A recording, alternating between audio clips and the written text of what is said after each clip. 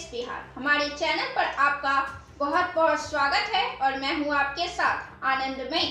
दिल्ली विधानसभा चुनाव के लिए बीजेपी ने चुनाव घोषणा पत्र जारी कर दिया है और इस घोषणा पत्र में उन्होंने आम आदमी पार्टी के सरकार में जारी सभी योजनाओं पर मुहर लगा दिया है। उन्होंने यह कह दिया है कि उनकी सरकार भी दिल्ली में आती है तो वे आम आदमी पार्टी की सरकार में बनाए गए किसी योजना को नहीं बदलेंगे बल्कि वे जारी रहेंगे। एक तरह से देखा जाए तो बीजेपी पार्टी दिल्ली में सरकार बनाए जाने के लिए अब आम आदमी पार्टी के नीतियों, नियमों और योजनाओं के सामने आत्मसमर्पण कर दिया है। उन्होंने बता दिया है कि आम आदमी पार्टी ने जो योजनाएं दिल्ली की जनता के लिए लाई है उससे बेहतर कोई विकल्प बीजेपी पार्टी के लिए नहीं है और अगर सरकार में आना है, दिल्ली की सत्ता में अगर बीजेपी पार्टी को आना है तो वे सारी योजनाएं जो अरविंद केजरीवाल के शासनकाल में चलती आ रही है उसे जारी किए जाना जरूरी है। दिल्ली विधानसभा को लेकर जेपी नड्डा ने कहा कि आज से पहले मैनिफेस्टो आते थे लेकिन राजनीतिक दल भूल जाते थे, लेकिन अब मैनिफेस्टो संकल्प पत्र में तब्दील हो गया है। उन्होंने कहा है कि यह जो मैनिफेस्टो लागू होगा उसे हम पूरा करेंगे, यह संकल्प लेते हैं। दूसरी पार्टियां जब मैनिफेस्टो लाती है तो वे उसे भूल जाते हैं। ऐसा कहकर उन्होंने कांग्रेस पार्टी पर कड़ा कटाक्ष किया है, क्योंकि कई मौकों पर भाजपा पार्टी ने कांग्रेस पर सवाल उठाया है कि आपने मैनिफेस्टो में ये तमाम चीजें और जानकारियां दी हैं, लेकिन चुनाव के बाद वे सब रफू चक्कर हो गए, वे पूरा नहीं हुए, जिसे लेकर भाजपा पार्टी ने कांग्रेस पार्टी पर कटाक्ष किया है। भाजपा पार्टी कोई मौका नहीं छोड़ती है जब वे कांग्रेस पार्टी पर अटैक न करे।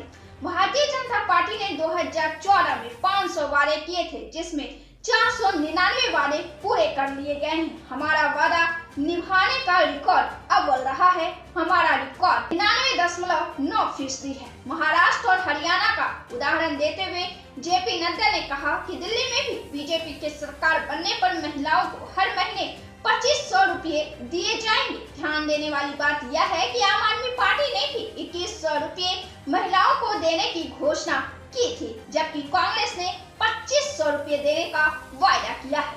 महिलाओं से लेकर बुजुर्गों तक बीजेपी ने कई कल्याणकारी योजनाओं का दावा कर दिया है, जिसमें झुग्गी वालों को 5 रुपये में भरपेट भोजन देने का वायदा शामिल है। बीजेपी के संकल्प में कई मुद्दे पर बात की गई है, उन एक मुद्दों को हम आपके सामने रखेंगे। दिल्ली में बीजेपी की सरकार बनने पर महिला समृद्धि योजना लागू की जाएगी और उसके तहत महिलाओं को हर महीने 2500 रुपये दिए जाएंगे। भाजपा पार्टी ने महाराष्ट्र में महिला योजना लागू करके सरकार सत्ता में वापस आ गई। दिल्ली में ऐसी कोई योजना पर अब तक बात नहीं हो रहे थे, जिस पर यह सवाल उठ ही रहे थे कि आम आदमी पार्टी को सत्ता में आने से कोई नहीं रोक सकता है, क्योंकि दिल्ली में केजरीवाल ने जो योजनाएं दिल्ली की आम जनता के लिए दी है वह आम जनता क्यों छोड़ेगी किसी अन्य सरकार को लाकर। तो अब भाजपा पार्टी ने भी यह साफ कर दिया है कि जब उनकी सरकार सत्ता में आएगी तो अरविंद केजरीवाल की योजनाएं लागू रहेंगी। यानी जिस अरविंद केजरीवाल पर अमित शाह, प्रधानमंत्री मोदी और पूरी भाजपा पार्टी अटैक कर रही थी, अब उन्होंने उनके कामों को सही होने का मुहर लगा दिया है। संकल्प पत्र के मुताबिक गर्भवती महिलाओं को 21,000 रुपये दिए जाएंगे। साथ में गर्भवती महिलाओं को न्यूट्रिशनल किट भी देने का वायदा किया गया है। बीजेपी ने होली और दिवाली पर एक सिलेंडर मुफ्त देने के साथ ही सिलेंडर पर 500 रुपये की सब्सिडी देने का भी वायदा किया है। महिला वोटर को पूरी तरह रिझाने के लिए आम आदमी पार्टी ने योजनाओं का खजाना खोल डाला है। बीजेपी का कहना है कि सरकार बनने पर दिल्ली के लोगों को भी आयुष्मान भारत स्कीम का लाभ मिलेगा, जिसे अभी तक आम आदमी पार्टी की सरकार ने लागू नहीं किया है। यह है नई योजना जो आम आदमी पार्टी को टक्कर दे रही है और बीजेपी सत्ता में आने के लिए अपने लिए रास्ता खोल रही है। बीजेपी ने दिल्ली के वरिष्ठ नागरिकों को 3000 रुपये तक की पेंशन देने का वायदा किया है। इसके तहत 60 से 70 साल के बुजुर्गों के लिए सीनियर सिटीजन पेंशन पेंशन को 2000 से बढ़ाकर 2500 कर दिया जाएगा। 70 साल से ज्यादा उम्र के बुजुर्गों की पेंशन 2500 से बढ़ाकर 3000 रुपए कर दी जाएगी। दिल्ली में अटल कैंटीन के जरिए बीजेपी ने सभी झुग्गी झोपड़ियों में 5 रुपए में भरपेट भोजन मुहैया कराने का भी वायदा किया है, जो अरविंद केजरीवाल को चुनौती दे सकती है।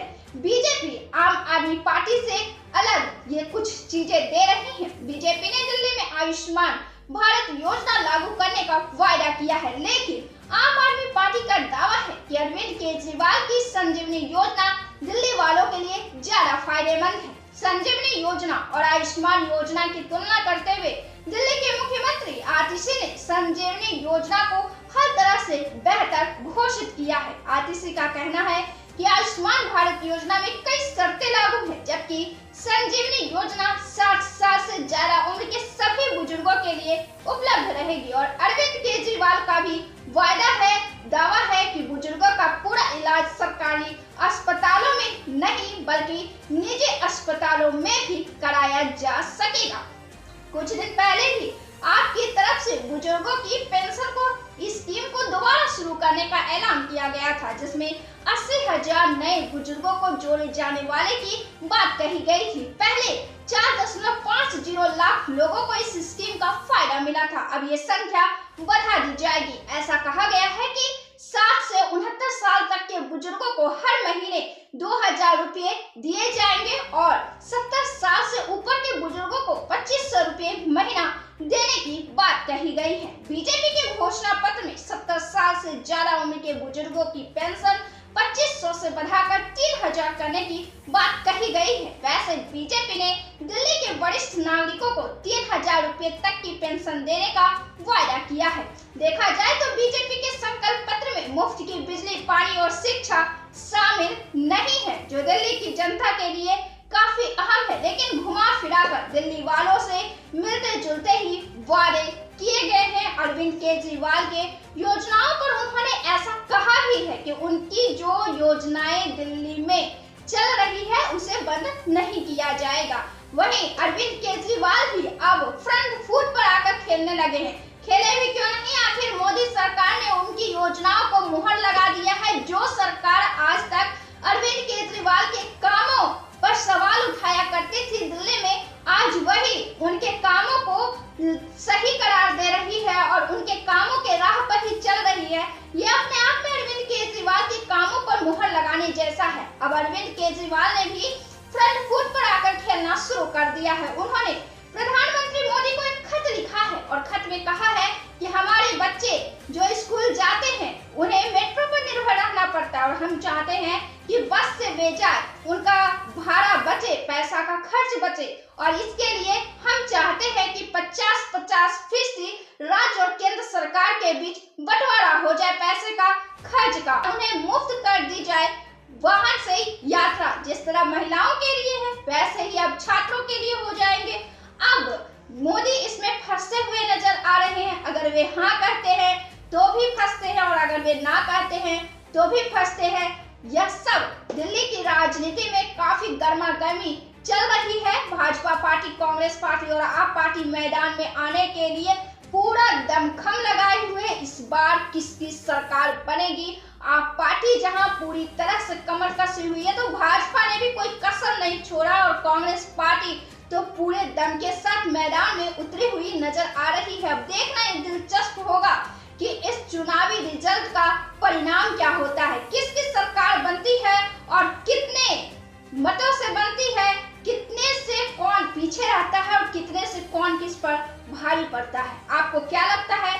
अपना जवाब कमेंट बॉक्स में जरूर दें। वीडियो को लाइक करिए, शेयर करिए और चैनल को सब्सक्राइब जरूर से कर लें। फिर हम मिलते हैं राजनीतिक खबरों के साथ अगले वीडियो में। तब तक के लिए बहुत बहुत धन्यवाद।